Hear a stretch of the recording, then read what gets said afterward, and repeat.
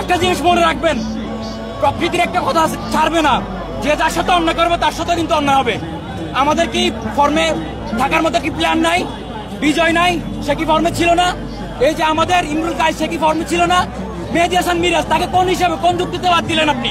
একটা যুক্তি দেখান যে বোলিং খারাপ করছে, ব্যাটিং খারাপ করছে, ফিল্ডিং খারাপ করছে, একটা যুক্তি দেখেন আপনি কোন হিসেবে তারা বাদ দিলেন?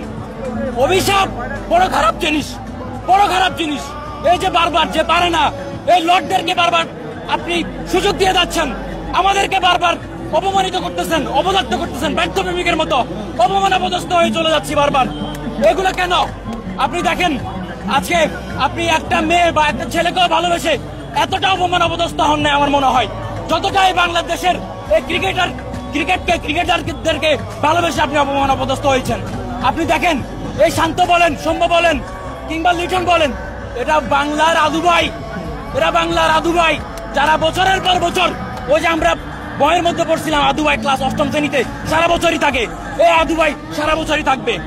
আমার মনে হয় আমাদের ভবিষ্যৎ প্রজন্ম এসেও এই আদুভাই মার্কা টাইপের ক্রিকেটারদেরকে তারাও দেখবে, তারাও আমাদের মতো এই কষ্টের কথা, অত্যাচার, অপমান, নিপীড়নের কথা তারাও হয়তো আপনাদের সামনে এসে বলবে, তারাও বলবে, কিন্তু প্রতি উত্তরে কোনো সমাধান হবে না। তারা এই জীবন সারা জীবন তারা থেকে যাবে। আমার আর বলার কিছু নেই। আমাদের একেবারে আমরা তীরে এসে তরি ডুবিয়েছি, আমরা তীরে এসে তরি ডুবিয়েছি এবং সর্বোচ্চ দিয়েছে আমাদের তৌহিদ হৃদয় এবং এই তৌহিদ হৃদয় এবং মাহমুদুল্লাহ রিয়ার জন্য এরা যদি এই রানটা যদি না করতে পারে, আমরা আশা করি যে বাংলাদেশ টিম যে ধরনের ম্যাচটা আজকে খেলেছে আমাদের আশা জাগিয়েছে।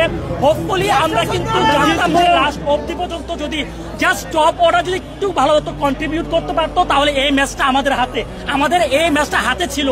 আজকে অবধি পর্যন্ত আমি দেখলাম না টপ অর্ডার ব্যাটসম্যান 50 থেকে 60 রানের একটা জুটি করেছে। এই যে জুটির একটা অভাব, এটা কোন জায়গায় এই অভাবটা রয়েছে এটা খতিয়ে দেখতে হবে এবং যারা এই দায়িত্বশীল জায়গায় রয়েছে তারা আসলে কি করছে।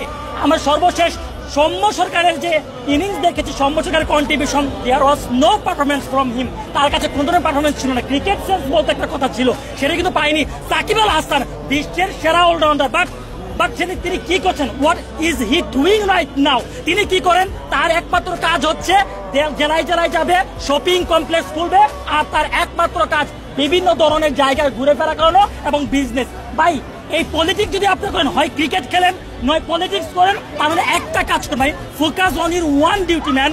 আপনি allrounder, I respect to you, I salute to you, কিন্তু আপনার মধ্যে লাস্ট 3 ইয়ার্স আমরা কাপল অফ ইয়ার্স দেখি নাই যে ক্রিকেট সুলভ কোনো খেলা সাকিব আল হাসানের কাছে আমরা দেখি নাই। আমরা রিসেন্টলি আমাদের বোলিং সেট আপটা দেখেন, অসাধারণ বোলিং সেট।